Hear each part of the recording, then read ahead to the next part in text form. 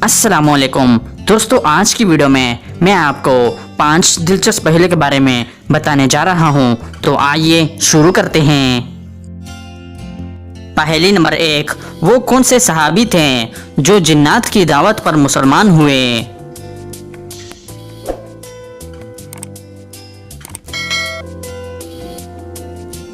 इसका सही जवाब है हजरत तमीम दारी रज़ियल्लाहु ताला अन्हु।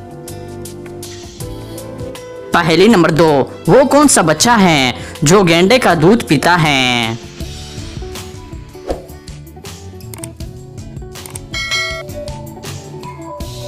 सही जवाब है गेंडे का बच्चा।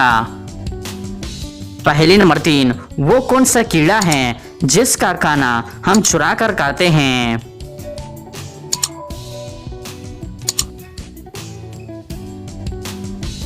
इसका सही जवाब है शहद की मक्खी।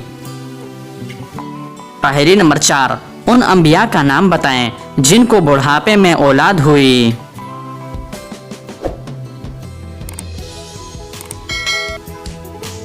सही जवाब है हजरत इब्राहिम अलैहिस्सलाम और हजरत ज़िक्रिया अलैहिस्सलाम को।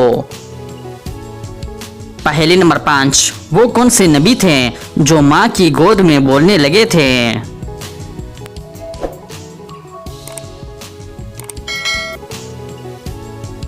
इसका सही जवाब है हजरत ईसा अलैहिस्सलाम।